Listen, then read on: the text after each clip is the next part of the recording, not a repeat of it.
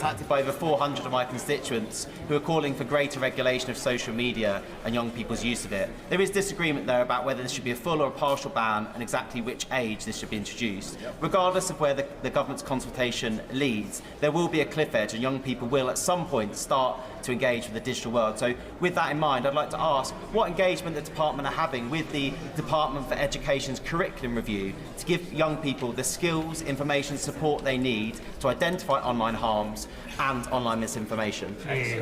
Well, our honourable friend is absolutely right, Mr. Speaker. Regulation is one part of it, but at the heart of it, media literacy education is the fundamental thing that we're focused on as well. We're engaging very closely with the Department for Education on a media literacy aspect of the national curriculum to make sure that our young people are able to spot misinformation, disinformation, and be prepared to make the most of online experiences. Mr. Speaker, further to the question put to the Secretary of State earlier by the Chairman of the Select Committee, my teenage informant tells me that if you ask it the right question, most US-based search engines will tell you how to access the dark web. That is clearly undesirable. What are we doing to stop it? Well, I thank the honourable member for that point. We are looking very closely, of course, already under the Online Safety Act, platforms have the responsibility to make sure young people are not able to access harmful content, and in particular in relation to wider access methods, whether that be VPNs or beyond. We're looking very closely at the patterns of behaviour. We have been so far pretty successful. After an initial spike in the use of some of those platforms, we've seen a levelling off. I hope very much that continues. We will continue to monitor it. In topicals. Topical number 1, please, Mr. Speaker. Mr. Speaker, we are in a race for the future, and this government is determined to seize the opportunities of AI to win for Britain and the British people. Last week, I announced our Lanarkshire AI Growth Zone, creating 3,400 jobs. On Monday, I announced Barnsley will be the UK's first tech town. And we've announced free AI skills for all. Because if we want AI to work for Britain, we need Britons who can work with AI. Thank you, Mr. Speaker, and I thank my right honourable friend for her response. This Labour government is making great strides at deploying digital technologies to provide access to public services and bring them bang up to date. Will my right honourable friend please outline how this will benefit the residents in my constituency of Watford, while also offering some reassurance to those non-digital natives that they will still be able to access the public services they need? My honourable friend has always been a powerful champion for the good people of Watford. This government is determined to make sure national and local public services are more easily accessible online through things like the NHS app, getting a driving licence online, and information about your benefits. But we are really concerned about those without digital skills. That's why we launched the first digital inclusion plan in a decade, including free digital skills training, which the honourable members' constituents can take advantage of. Julie Lopez, Shadow Secretary of State. Thank you, Mr. Speaker. Amid the utter muckstorm of this week, it's World Cancer Day, when we should be thanking our incredible scientists whose breakthroughs give hope to patients at their lowest ebb. Does the Secretary of State think that her government should charge VAT on medicines being supplied to those patients for free? I am very proud that this government has today announced its proposals to improve cancer care for people right across the country. It is absolutely essential that we get more people access to faster, better services. And I have always believed that we need to do that in the way that is fairest possible for people, and to back our great scientists to make even more improvements in future, which is why I'm so proud of our life sciences sector plan alongside the 10-year NHS plan. Julie Lopez. Mr. Speaker, I didn't uncover any answer there. Charities and life sciences firms are telling me that this government has begun issuing tax bills on free drugs, such that one company is stopping a compassionate access scheme and withdrawing 2 critical cancer drugs, and more could follow suit. That is a disaster for patients, a disaster for securing clinical trials, and a disaster for this government's cancer strategy. Will she commit, with the Chancellor, to stopping these bills as a matter of urgency for the sake of patients and for the sake of our vital life sciences industry? I would say to the honourable lady, Thanks very much for that, Chair. I would say to the Honourable Lady, this government is transforming life sciences in this country with the biggest investment ever into research and development. A 10-year NHS plan that will radically reduce the time for drugs getting to clinical trials and ensuring that our pharmaceutical sector has a proper deal, including with the NHS. That's how we get better services to patients, and I'm proud of this government's record. James Assar. Thank you, Mr. Speaker. The London Design and Engineering UTC in the Royal Docks has just received an outstanding Ofsted, including commendation for the way they prepare students for the next stage of employment. Does the Secretary of State agree with me that this industry-level offer of resources and training at this stage in education is vital if we're to have thriving STEM sectors?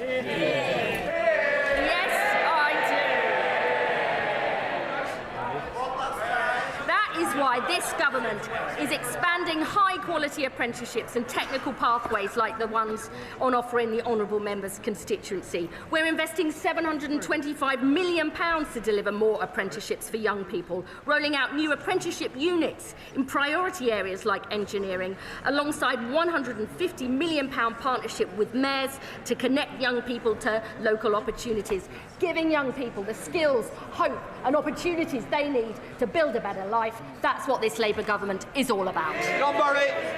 Thank you, Mr. Speaker. Despite all that President Trump is doing to wreck global stability, our government still spends billions a year on digital technology contracts, including with US tech giants. Will the Secretary of State immediately put together a UK digital sovereignty strategy to build our resilience and security as France and Germany are doing? Well, we are already investing £500 million in our sovereign AI unit to back our brilliant AI entrepreneurs and start-ups, because we believe more competition in this area is good for Britain and good for the world. We now come to Prime Minister's questions. Joanna Baxter. Question number 1, please, Mr. Speaker. Prime Minister. Thank you, Mr. Speaker. On World Cancer Day, we're publishing our National Cancer Plan to transform care for patients. It means investment in cutting-edge technology so our exceptional frontline staff can give world-class care. It funds more tests and scans, meaning faster diagnosis and treatment, and tailored treatment in specialist centres. And, Mr. Speaker, we'll cover the cost of every family whose child needs travel for cancer care, because the focus should only be on recovery, not worrying about money. This morning I had meetings with ministerial colleagues and others. In addition to my duties in this House, I shall have further such meetings later today. Baxter. Thank you, Mr. Speaker. Up and down the country, this government is restoring pride in place by investing in our high streets, the beating heart of our communities. Yet in Paisley and Renfrewshire South, the SNP-led Renfrewshire Council has done the opposite, sitting on their hands whilst the owners of the Paisley Centre, who received planning permission to develop the centre some years ago, have sought support to transform our town centre. Does the Prime Minister agree with me that it is only the SNP's lack of ambition and failure of leadership that is letting Paisley down, and will he work with me to restore pride in Paisley's town centre? She's a superb champion for Paisley. Her constituents deserve a Scottish Government that matches her dedication. Mr. Speaker, for our part, we've delivered record funding settlement. We're investing £280 million in Pride in Place across 14 Scottish communities. We've secured shipbuilding on the Clyde for over a decade and just announced an AI growth zone in Lanarkshire. The choice, Mr. Speaker, is clear. A third decade of failure under the SNP or real change for Scotland under Anas Sarwar. Leader of the Opposition, Kemi Badenoch. Thank you, Mr. Speaker. The whole House will be disgusted by the latest revelations about Jeffrey Epstein. All of us want to see his victims get justice. But the political decision to appoint Epstein's close associate, Peter Mandelson, as Britain's ambassador to Washington goes to the very heart of this Prime Minister's judgment. When he made that appointment, was he aware that Mandelson had continued his friendship even after Epstein's conviction for child prostitution? Simple question. Mr. Speaker, let me start where I must with the victims of Epstein, and all of our thoughts are with them. Can I also say our thoughts are with all those who lost jobs, savings and livelihoods in the aftermath of the 2008 financial crash. To learn that there was a cabinet minister leaking sensitive information at the height of the response to the 2008 crash is beyond infuriating. And I am as angry as the public and any member of this House. Mandelson betrayed our country, our Parliament and my party. Mr. Speaker, he lied repeatedly to my team when asked about his relationship with Epstein before and during his tenure as ambassador. I regret appointing him. If I knew then what I know now, he would never have been anywhere near government. And that is why, Mr. Speaker, yesterday, the Cabinet Secretary, with my support, took the decision to refer material to the police. And there is now a criminal investigation. I've instructed my team to draft legislation to strip Mandelson of his title and wider legislation to remove disgraced peers. And this morning, I've agreed with His Majesty the King that Mandelson should be removed from the list of Privy Councillors on grounds that he's brought the reputation of the Privy Council into disrepute. Kemi Badenoch. Mr. Speaker, I asked the Prime Minister a very specific question. Did he know that Mandelson had continued his friendship with Epstein after the conviction? He says if he knew then what he knows now, but he did know. In January 2024, a journalist from the Financial Times informed the Prime Minister that Mandelson had stayed in Epstein's house even after that conviction for child prostitution. So did the Prime Minister conveniently forget this fact, or did he decide it was a risk worth taking? Prime Minister. Well, Mr. Speaker, as the House would expect, we went through a process. There was a due diligence exercise, and then there was security vetting by the security services. What was not known was the depth, the sheer depth and extent of the relationship. He lied about that to everyone for years. And new information was published in September showing the relationship was materially different to what we'd been led to believe. When the new information came to light, I sacked him. But we did go through a due diligence exercise. The points that are being put to me were dealt with within that exercise. In response to the humble address this afternoon, I intend to make sure that all of the material is published. Mr. Speaker, the only exemptions are national security, if it prejudice national security. My first duty is obviously to keep this country safe. And when we drafted addresses, we always put an exemption for national security. But also anything that will prejudice international relations. Mr. Speaker, you in the House will appreciate that in the course of discussions country to country, there are very sensitive issues of security, intelligence and trade which cannot be disclosed without compromising the relationship between the two countries or a third country. Mr. Speaker, so that I can be totally open with the House, I should also disclose that the Metropolitan Police have been in touch with my office this morning to raise issues about anything that would prejudice their investigations. We're in discussion with them about that, and I hope to be able to update the House, but I do think I should make that clear to the House at this point, because those discussions are ongoing. I'm going to come to the humble address in a moment, but the Prime Minister cannot blame the process. He did know it was on Google. If the Conservative Research Department could find this information out, why couldn't Number 10? On the 10th of September, when we knew this, I asked him at that dispatch box, he gave Mandelson his full confidence at that dispatch box, not once, but twice. He only sacked him after pressure from us. I am asking the Prime Minister something very specific, not about the generalities of the full extent. Can the Prime Minister tell us, did the official security vetting he received mention Mandelson's ongoing relationship with the paedophile Jeffrey Epstein? So clear. Prime Minister. Yes, it did. As a result, various questions were put to him.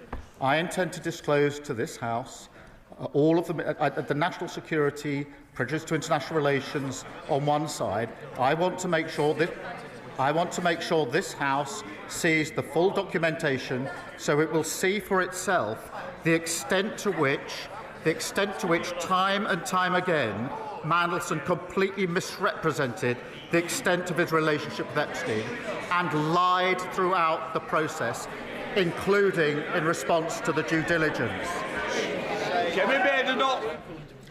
Mr. Speaker, I think it is shocking what the Prime Minister has just said.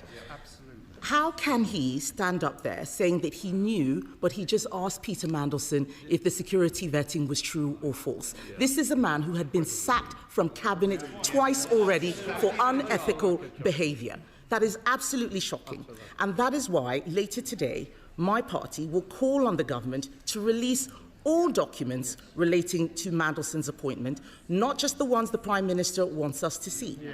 Because this government is trying to sabotage that release with an amendment to let him choose what we see, the man who appointed Mandelson in the first place. Labour MPs now have to decide if they want to be accessories to his cover-up. Can the Prime Minister guarantee that he won't remove the whip if they refuse to vote for his whitewash amendment? Prime Minister. Mr. Speaker, the first exemption is in relation to anything that could compromise national security. That is not a small matter, and many members on the benches opposite will know precisely why that needs to be in the exemption. When we were drafting humble addresses, when we were sitting over there, we always made sure that exemption was in because we knew how important it was to the then government. I don't think I've seen a humble address without that in, because and just to be clear, to vote to release something that would prejudice national security is wrong in principle. The second exemption is in relation to things that would prejudice international relations. There will be discussions about security and intelligence and trade, which are highly sensitive to the two countries involved and to third countries. Well, they have to ask themselves whether they want to vote to prejudice our national security. I don't think they do. I don't think, in fairness, that they do. But can I reassure the House, Mr. Speaker? Let me reassure the House that the process for deciding what falls into those categories will not be a political process. It will be led by the Cabinet Secretary, supported by government legal teams. So they will be looking at the question of prejudice. They will be making that decision. The only additional thing I just want to put before the House, because there was a discussion this morning with the Metropolitan Police, is that we are in discussions with them about any material that they're concerned will prejudice their investigation. We're at an early stage of that discussion, but I didn't want to have the House not know that that discussion is going on. Kemi Badenoch. Mr. Speaker, the Prime Minister is talking about national security. The national security issue was appointing Mandelson in the first place. And what he has said about the humble address is a red herring. To those Labour MPs who were not there in the last Parliament, let me tell them, humble addresses already exempt genuine national security. This is not about national security, this is about his job security. His amendment lets him withhold anything to do with international relations. But this whole appointment is to do with international relations. So if they're voting for it, they are voting for the cover-up. If the Prime Minister is serious about national security concerns, then he should ask the Intelligence and Security Committee to decide which documents should be released. Will he commit to doing so here and now? Prime Minister. Mr. Speaker, I've set out the process. It won't be a political process. It will be led by the Cabinet Secretary, supported by the government legal teams. But I'm pleased that she, I think, now accepts that at least the first exemption that we've written in to the amendment to the petition is the right amendment in relation to prejudice national security. But she and others behind her will understand that because of the breadth of what's asked for, and we're doing everything we can to make sure this is fully transparent and disclosed, but she and those behind her will understand from their own experience in government the sensitivity of information about security and intelligence and trade relations that are inevitably caught in exchanges of the nature that have been asked for. And it is right that anything that prejudices, not touches on, prejudices international relations is protected within the disclosure. Kemi Badenoch. If that was really the case, then he wouldn't mind if the ISC had a look. And let's be clear, he says the Cabinet Secretary makes it non-political, but that doesn't make it independent. What we want is an independent look. The ISC is independent. The Cabinet Secretary works for him.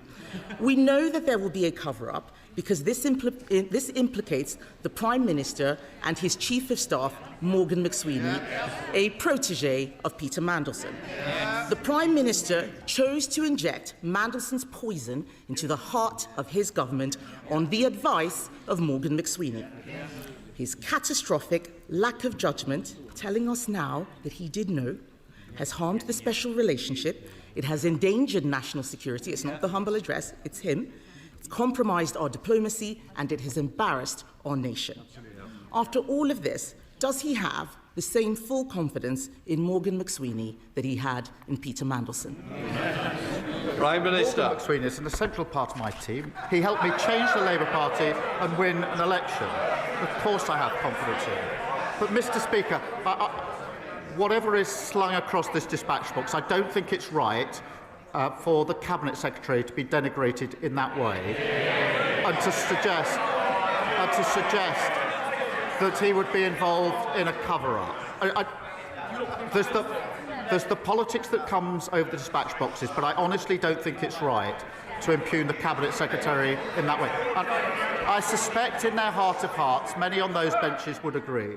Mr. Speaker, I'm as angry as anyone about what Mandelson has been up to. The disclosures that have been made this week of him passing sensitive information at the height of the response to the 2008 financial crash is utterly shocking and appalling.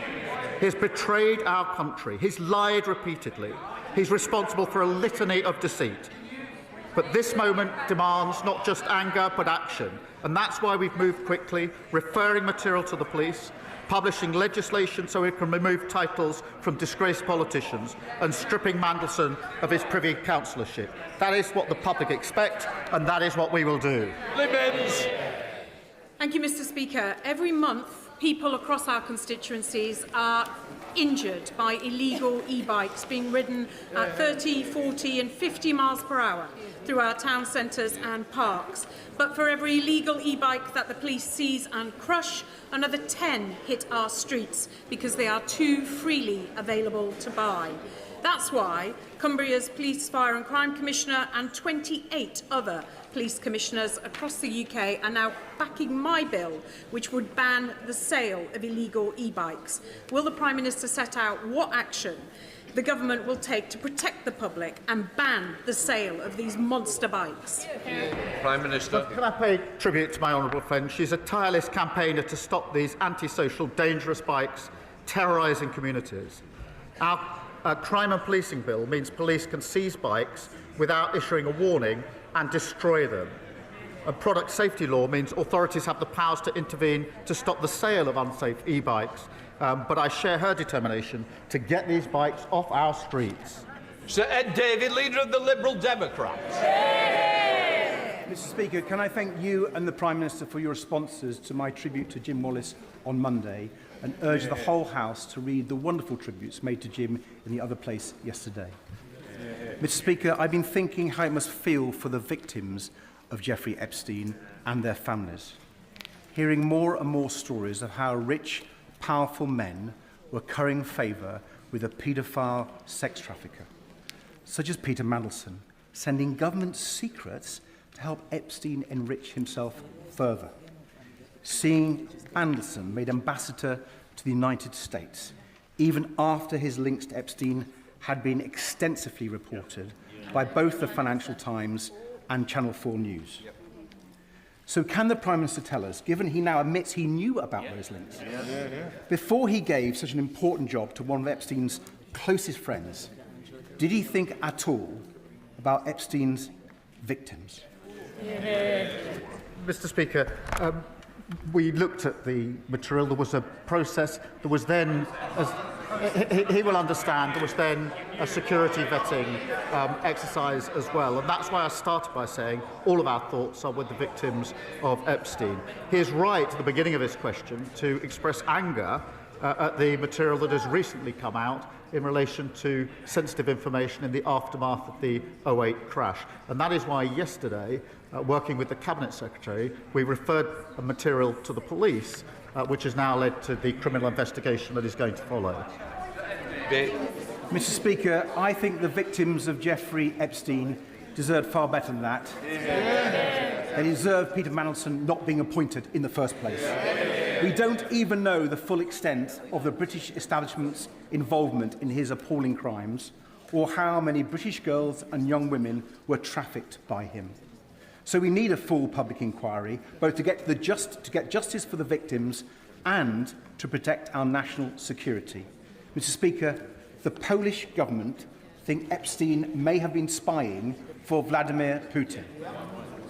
Is the Prime Minister concerned that Peter Mandelson may have been leaking state secrets, not just to a paedophile American financier, but also a Russian agent? Well, Mr. Speaker, he talks of a public inquiry. Obviously, the focus now has to be on the criminal investigation which has started. As he knows, that investigation will go wherever the evidence leads it. And I've made it absolutely clear that the government will cooperate, as he would expect, with that criminal investigation, wherever it goes. Thank you, Mr. Speaker. I welcome the news that Bristol East will be getting another 3 breakfast clubs. I've seen how these clubs aren't just about making sure that no child starts the school day hungry. They're also about giving staff the extra time to spend with the children and to spot whether there might be trouble at home.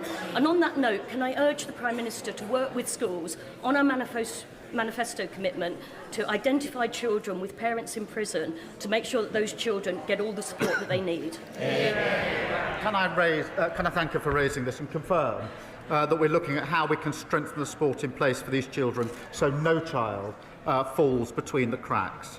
Free breakfast clubs mean every child is fed and ready to learn, and I'm delighted to see 3 more in her constituency as she references.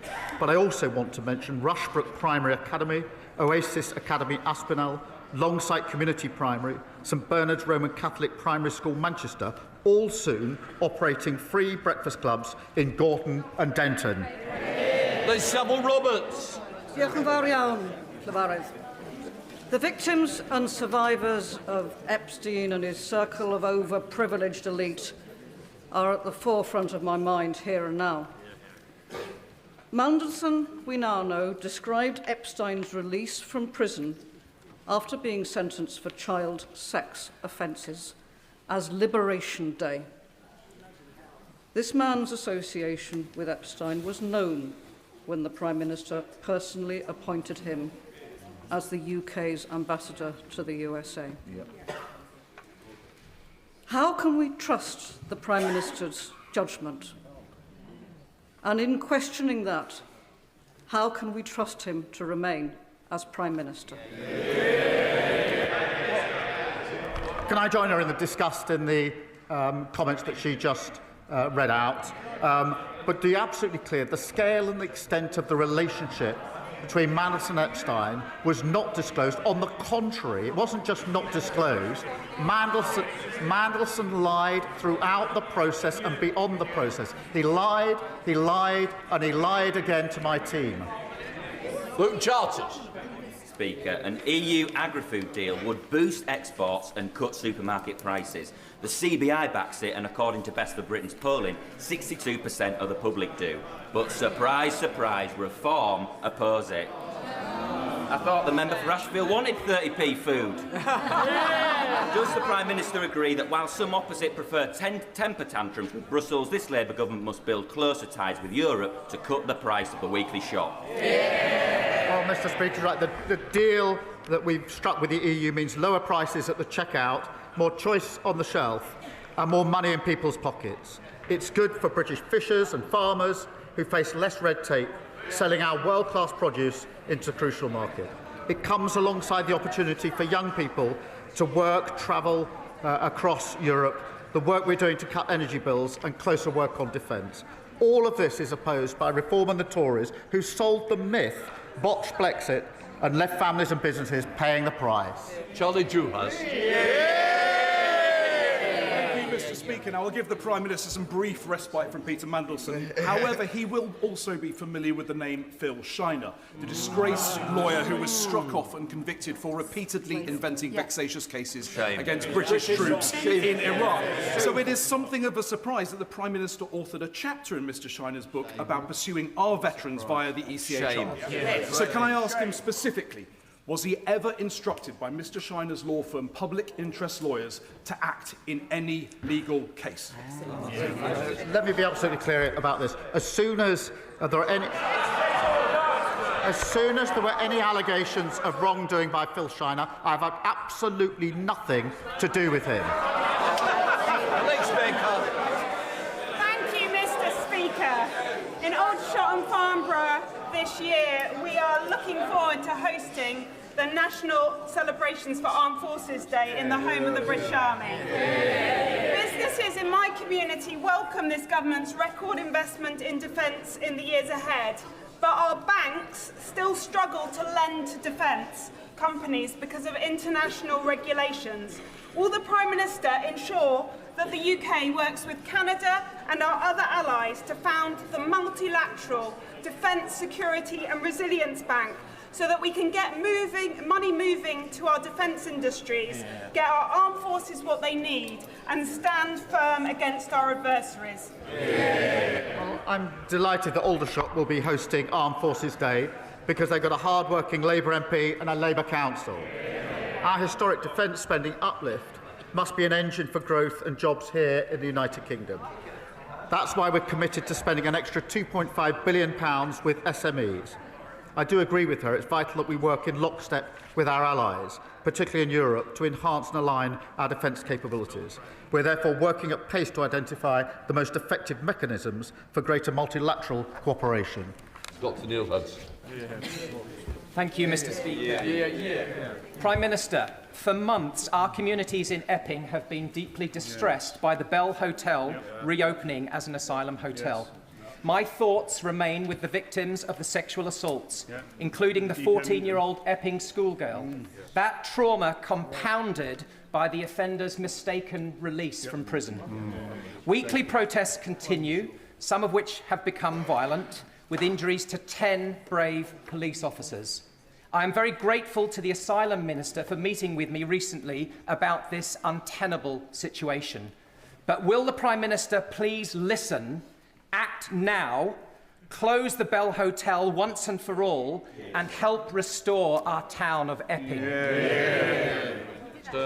As he knows, we are committed to ending the use of all hotels. There are now just under 200 compared to the 400 under the previous government. And where military sites are used, safety and security of local communities is our priority. Jonathan Blash. Thank you, Mr. Speaker. Hartlepool has now the third highest number of children in care in England, fuelled by Southern Council shipping families to my town, blowing a £6 million hole in our budget, a deficit that my brilliant Labour Council has already halved. But there is nothing left to cut. And when percentage increases in funding mean less in Hartlepool than almost anywhere else in the country, but a child in care costs exactly the same, the fair funding settlement announced in December does not go far enough. I am fighting non-stop for a better deal for my town because I will not accept one of the poorest communities in the country being condemned to higher taxes or devastating austerity. We need support. So will the PM commit his ministers to work across government to fix this for Hartlepool? Well, it's because of strong local Labour MPs, but like my honourable friend, that towns like Hartlepool, treated as an afterthought by the party opposite, are having their future restored. We're making billions more available so that councils can properly fund social care. And we're driving down the cost of living for parents and their children, including 3 free breakfast clubs in his constituency, over 3,000 children no longer incapacitated by the 2-child limit. That's the difference a Labour government makes. Mr. Speaker, my residents are sick of being let down by Thames Water. Robert and Patricia were sent a £39,000 bill they didn't actually owe. Len and Jenny were forced to use the Portaloo for months as sewage filled their home, and parents still think twice about sending their children to swim in the river. Now, we understand a £16 billion rescue deal is soon to cross the Prime Minister's desk. Will he admit today what everyone already knows, that Thames Water is dead in the water? Any delay is pointless, and it should be allowed to be put out of its misery and rebuilt as a company for public benefit. Well, can I thank her for raising that, and I know how much and important it is for her constituents. We have taken measures in relation to strengthening oversight and the control that we have. We won't hesitate to go further, and I'll make sure she gets a meeting with the relevant minister to discuss. Thank you, Mr. Speaker. It was a privilege the weekend to join fellow North East MPs on the destroyer HMS Duncan, to meet the crew and also be briefed on the exciting plans for the innovative future of the Royal Navy. A future that should be bright, given the £10 billion frigate deal with Norway, but also a future we absolutely want our region to be part of. So would the Prime Minister agree that given the North East strengths in AI, satellite technology and advanced manufacturing, North East workers and businesses should be at the heart of the future hybrid navy? And will ministers meet us and industry leaders to put the North East at the heart of our future defence? Mr. Speaker, can I first thank the commanding officer and crew of HMS Duncan for their service, and thank my honourable friend. I remember meeting the brilliant workforce in his region, and I know the defence ministers would be delighted to do the same. Our record defence spending is supporting jobs and growth across the North East. We invested £200 million in Optric semiconductors in his constituency last year. As we increase defence spending, the North East will play a major role securing good skilled jobs for generations to come. Christine Jardine. Thank you very much, Mr. Speaker. And can I associate myself with the comments of my party leader about Lord Wallace, a man I feel I was privileged to know. But can I ask the Prime Minister, given the conversations which are taking place in this place today and up and down the country about Peter Mandelson and his involvement with the paedophile who trafficked women, and the millions of women, particularly in this country, who will have been triggered by that, given the establishment's proximity to what happened, will the Prime Minister assure that there will be support set up, helplines, and that as well as the victims, the direct victims, those indirect women who've been triggered now will be supported? Well, she's right to raise this, and obviously we'll support the police on the one hand with their investigation, but also we will press on with our work to halve violence against women and girls, which is very much about putting the support in place that is needed for all victims of violence. That is a crucial part of our work, and I hope we can work across the House in support of it. Ellen Hayes. Thank you, Mr. Speaker. I'm proud that Labour MPs voted yesterday to remove the 2-child limit and lift 400,000 children out of poverty. But child poverty cannot be eradicated while children are living in overcrowded temporary accommodation without their own bed or anywhere to do their homework. So will the Prime Minister commit to urgent and persistent action to drive down the use of temporary accommodation, ensuring that our councils, including my councils of Lambeth and Southwark, have the funding they need in the final local government finance settlement next week? Well, can I join her in the pride in voting to remove 500,000 children from poverty and lift them out of poverty after hundreds of thousands were plunged into poverty by the party opposite when they were in government. On the point she raised about temporary accommodation, she's right that every child deserves a safe, warm and secure home. We're investing a record £3.5 billion in homelessness services and £950 million in local authority housing fund to deliver better quality temporary accommodation. Mr. Speaker, how we answer SEND families' call for justice will measure who we are. Christopher Lascaris was autistic and murdered aged 24. His mother, Fiona, who is here, spent 8 years begging authorities to protect him, but they refused because they presumed he had mental capacity. So will the Prime Minister support Christopher's law, creating a duty to assess mental capacity where it is in doubt to save the lives of others? Can I thank him for his question and for his tireless campaigning on behalf of Christopher and Fiona, who, as he points out, is with us today. Christopher's death was a tragedy, and I agree that we owe it to Fiona. I'm glad that she's here to hear it, and other families, of course, to get this right. I can reassure him that work is underway to examine what action is necessary to prevent further tragedies like this. That comes alongside our intention to consult on the liberty protection safeguards this year, and I'll make sure that he is fully updated on as the work progresses across government, and I would ask that he make sure that Fiona and others are updated as well. Ben Goldsborough. Thank you very much, Mr. Speaker. From heat-tolerant rice trials to world-leading science at the Earlham Institute and the John Innes Centre on the Norwich Research Park, South Norfolk is helping feed the world. Will the Prime Minister secure a clear carve-out for precision breeding in any future SPS agreement with the EU so Britain can continue to lead on this field? Well, can I thank him for raising it? As negotiations are ongoing, we remain committed, he'll be pleased to know, to the Precision Breeding Act and supporting new innovative technologies. And the EU accepts there will need to be areas where we retain our own rules, and we'll always prioritise British interests as we negotiate our SPS agreement. Caroline Johnson. Mr. Speaker, as you're aware, I've been campaigning for a Lincoln Dental School for some years, and I'm pleased to be able to tell the House that thanks to the hard work of, amongst others, Professor Juster, Professor Reid and Susie McPherson, Lincoln Medical School are now in a position to take their first cohort from 2027. So can I ask the Prime Minister, will he provide the necessary funding for this cohort of students to start to help improve the oral health of people right across Lincolnshire? Well, I'm pleased to hear the news about the dental school in her constituency, and we have put in further funding in relation to dentistry. We were left with a dental desert across many parts of the country. We're fixing that problem, but I'm glad to hear the news in her constituency. Ollie Billings. Thank you, Mr. Speaker. As the Prime Minister pointed out, today is World Cancer Day. As outlined in our cancer plan, early detection and diagnosis is vital. Will the Prime Minister agree to consider the campaign by my constituent Gemma Reeves, who is a nurse at the Queen Elizabeth Queen Mother Hospital, to ensure breast cancer screening for all women over the age of 40, and meet her to discuss how such a change would save lives? Well, I'd absolutely support that, and I'll make sure she gets a meeting with the relevant minister, because early diagnosis is so important for all cancers, and we must do everything we can to ensure that our early diagnosis is the absolute norm and never the default. Final question, Suella Brabham.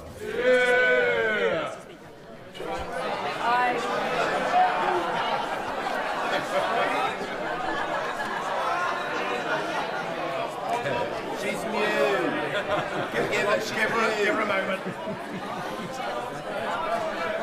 Thank you, Mr. Speaker. I recently met one of the bravest women I know. Elizabeth was 14 when she was raped in Rotherham. She is one of the survivors of the rape gangs, one of the biggest national scandals in our history. Whilst her first rapist was convicted and sentenced, Ashgar Bostan, she was subsequently, shockingly, allegedly abused by police officers serving in South Yorkshire Police. One of those officers remains on active service today. Elizabeth made complaint through Operation Linden. None of them were followed up. she rightly feels betrayed and failed by the very institution designed to protect her. Will the Prime Minister meet with Elizabeth, rape gang survivors and myself to commit that those who committed and covered up these abhorrent offences are put behind bars where they belong? Well, I'm deeply concerned about the facts she's just outlined, and if she could give us all the details of that, I'll make sure that there is a relevant meeting and follow-up in relation to those concerns. Point of order, Sir David Davis. Thank you, Mr. Speaker. Today's debate will focus on Mandelson and his relationship with the paedophile Jeffrey Epstein.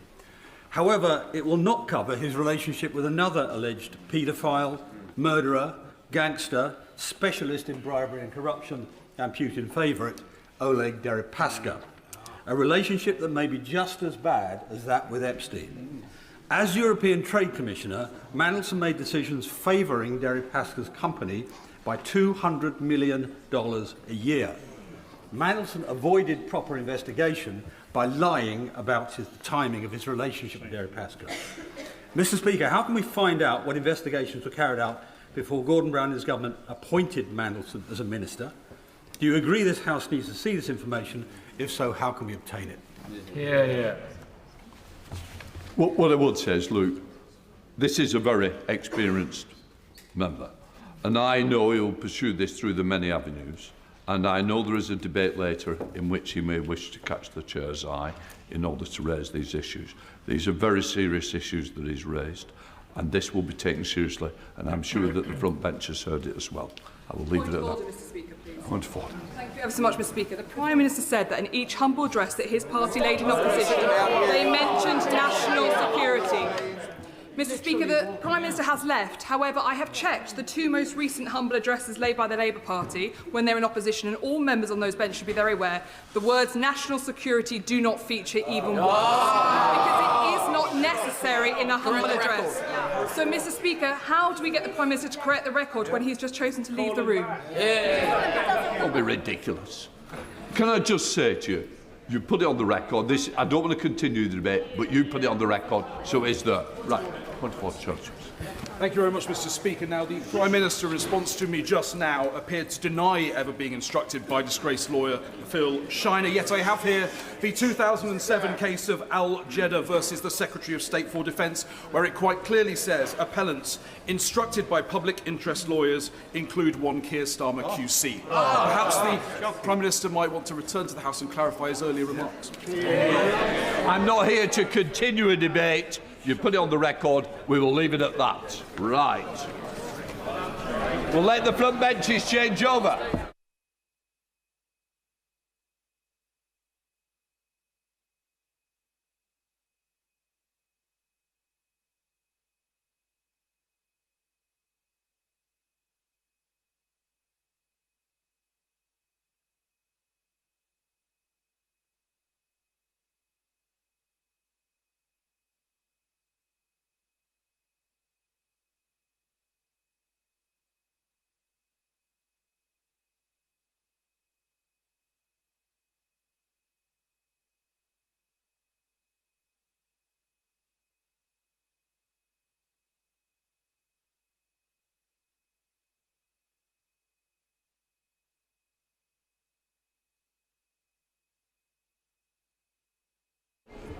We now come to the 10-minute rule motion. Bill Rabira Ade.